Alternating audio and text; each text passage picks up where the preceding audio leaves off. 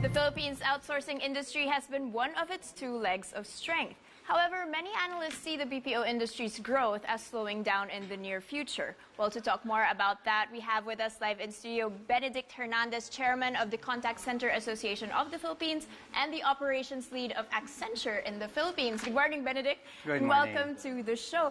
Let's go straight to it. The BPO industry, it's one of our country's two main legs, the other one being remittances, obviously. But that seems to be facing a slowdown in growth. How do you view that sector right now?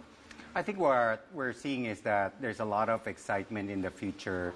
The global market for IT and BPO is far from being saturated. We did predict in our roadmap exercise that that market is going to still continue to grow at about 7 to 8%. When we look at the 2017 figures of global market growth, we saw that the market is still growing. And the other thing that we're seeing is that because of digital technology evolution, there's a lot more opportunities it's actually creating for us to create new types of work and actually higher value, higher revenue type of work. So it's still optimistic what we see ahead of us. So I'll get back to you on those figures, but could you say that we've reached, let's say, a maturity phase in terms of BPOs in the Philippines? And if so, is that a good or bad thing?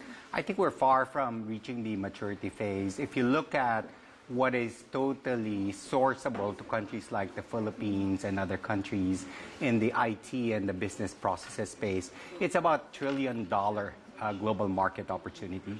And as of 2016, that market size was about $160 billion okay, so a lot of upside there. Right. And last year, the forecast of one of the leading analyst firms actually had forecasted that it's now sitting at about $175 billion industry.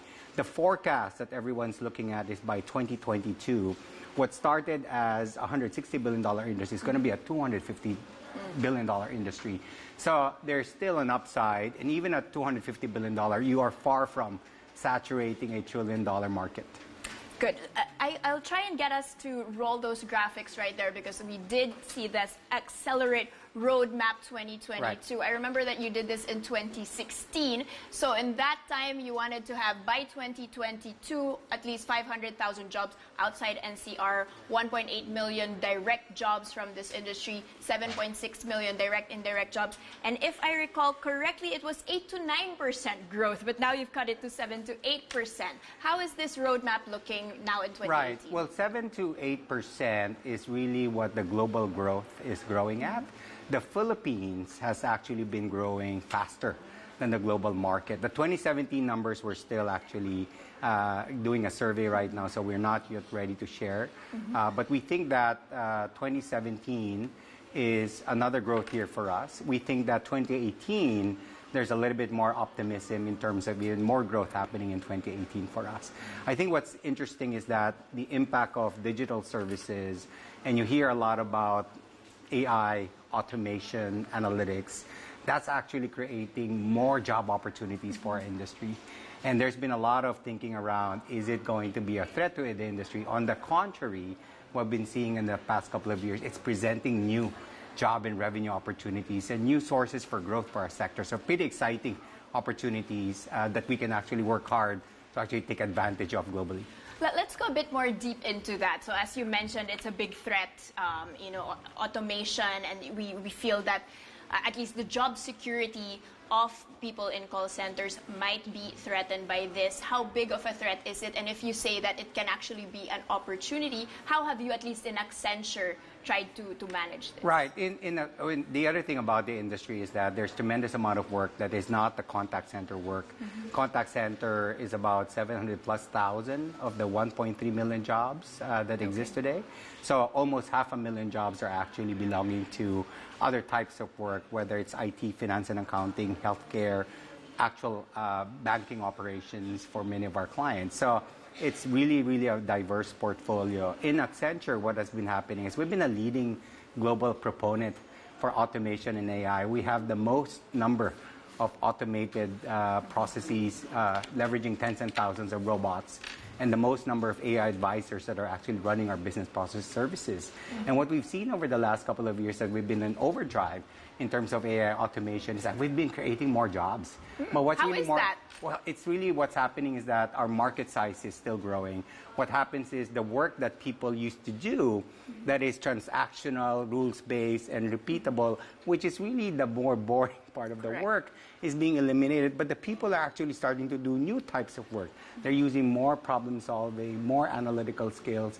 If you look at the types of jobs we've been creating over the past couple of years, we've created thousands of new jobs that we weren't really doing before. Like we have now a significant amount of our workforce that's doing more analytics work, significant amount of our workforce that are doing the actual automation work, significant amount of work that is actually now business advisory work rather than I'm running processes. I'm now looking at the processes and looking at where are the opportunities to improve this that makes a business impact to my clients. So rather than in before, you're trying to crank up as many transactions as you can, now our people are freed up from that routinary work and they're starting to understand how can I make an impact to my client, how can I make this process better. But the one thing that we actually saw that's really more exciting is that that kind of work is 100 times more exciting for our people to do. The ability to not do the routinary, repeatable work and do the more challenging, complex work is really, really energizing our people and exciting them. Well, it sounds exciting indeed to increase the type of work and the complexity of their type of work. But do we have these kinds of skills in the Philippines? Is it enough? Do we have a good workforce for that? That's where the big million-dollar question lies, which is how fast can we be developing these skill sets? What we've seen from the Accenture experience is that when you provide the learning opportunities for them, there's really a lot of excitement.